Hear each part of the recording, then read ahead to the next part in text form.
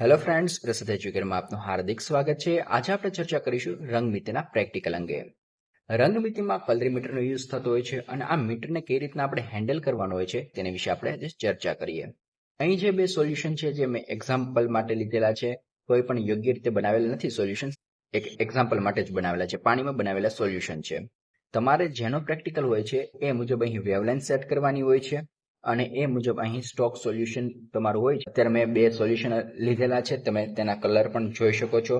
એક નો કલર અને બીજાનો કલર તમે મેચ કરો તો એક સાંદ્ર દ્રાવણ લાગતું હશે કલરની દ્રષ્ટિએ અને બીજું થોડુંક ઝાખું દ્રાવણ લાગતું હશે. તો તમને આટલું ખબર પડી ગઈ છે, આમની સાંદ્રતા વધારે છે અને આમની સાંદ્રતા ઓછી છે.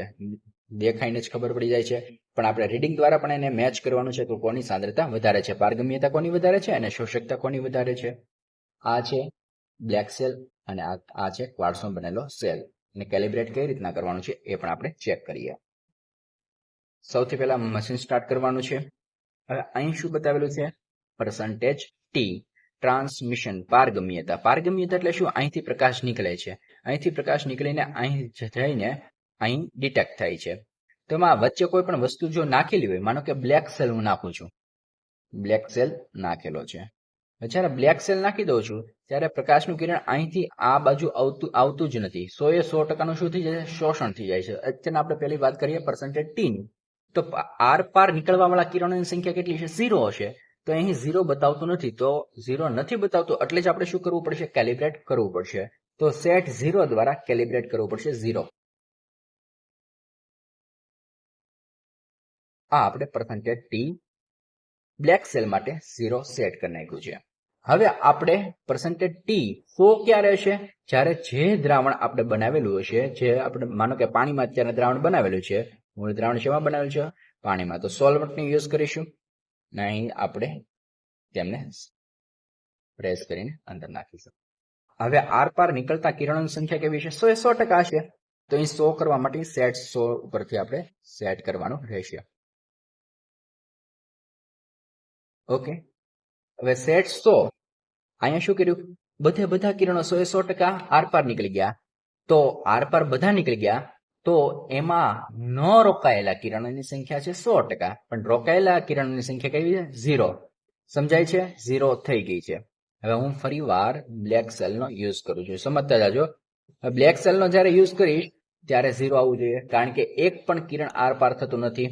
અને જ્યારે હું આ સોલ્યુશનનો રેફરન્સ સોલ્યુશન જેને સાપેક્ષ આપણા દ્રાવણ બનાવેલા છે, તો અહીં પાછા કેટલા થઈ ગયા? 104. તો ફરી વાર કંઈક એરર આવી ગઈ છે, તો ફરી વાર એને શું કરવું પડશે? 100 કરવું પડશે.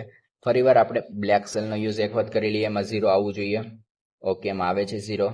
અને ફરી વાર આપણે ક્વાર્ટ્ઝનો યુઝ કરીએ, ફરી વાર એરર આવતી હતી પણ હવે સેટ થઈ ગઈ છે. ઓકે, તો આ શું થયું? કેલિબ્રેટ થયું. હવે આપણે આ પર્સન્ટેજ ટી ની સાપેક્ષે કેલિબ્રેટ કર્યું, હવે એબીએસ ની સાપેક્ષે કેલિબ્રેટ કરીએ. શોષકતા, જો આમાંથી 100% કિરણો આરપાર નીકળી જતા હોય તો આમાં એક પણ કિરણનું શોષણ થતું નથી, તો 0 આવી ગયો. ઓકે, સેટ થઈ ગયું. માનો કે બ્લેક સેલ ની વાત કરીએ તો બ્લેક સેલમાં શોષણ કેવું થઈ ગયું? 100% થઈ જાય છે. તો આ વાતથી કેલિબ્રેટ. ઓકે, હવે આપણે રીડિંગ ની વાત કરીએ. પેલા લેશું આપણે જે આછું દ્રાવણ દેખાય છે એની વાત કરીએ. વોશ કરી નાખશું.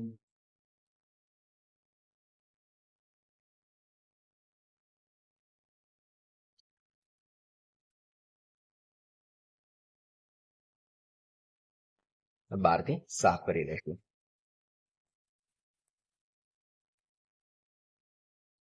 બહારથી વ્યવસ્થિત સાફ કરવાનું છે, કારણ કે અંદર મશીનમાં લિક્વિડ ન જાય. હવે આપણે જોઈએ તો પર્સન્ટેજ ટી કેટલા છે? 98 છે.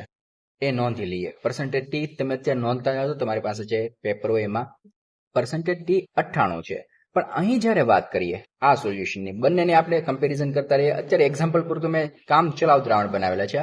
આ કેવું છે? ઇન્ટેન્સિટી ઓછી છે. આની ઇન્ટેન્સિટી કેવી છે? વધારે છે. ઘાટું દ્રાવણ દેખાય છે. એટલે આમાંથી પ્રકાશ ઓટોમેટિક આપણને ખબર પડી જાય આર પાર ઓછો નીકળે છે અને આમાં વધારે આર પાર નીકળતો હશે, એટલું આપણને સમજાય છે. તો પર્સન્ટેજ ટી કેટલા છે? 98. અને શોષણ કેટલું થાય છે? 0.01.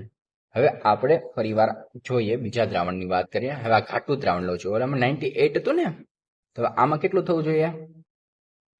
કેટલું થવું જોઈએ? ઓછું થવું જોઈએ. સમજાય છે? આર પાર કેવા નીકળવા જોઈએ? કિરણો ઓછા નીકળવા જોઈએ. તો આપણું પ્રેક્ટિકલ સાચો કહેવાશે.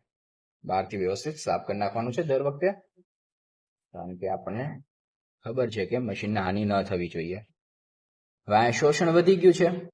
હવે આપણે જોઈએ તો 62 થઈ ગયું. સીધું કેટલું થઈ ગયું? 62 થઈ ગયું છે. ઓકે, સમજાય છે? આમના પરથી આપણે ગ્રાફ દોરવાનો હોય છે. Percentage T versus concentration, ABS versus concentration. એના ઉપરથી માનો કે હું તમને કોઈ પણ અનનોન કોન્સન્ટ્રેશનનું સોલ્યુશન આપી દઉં છું, તો તમે એની કોન્સન્ટ્રેશન જાણી શકો છો. Okay friends, thank you.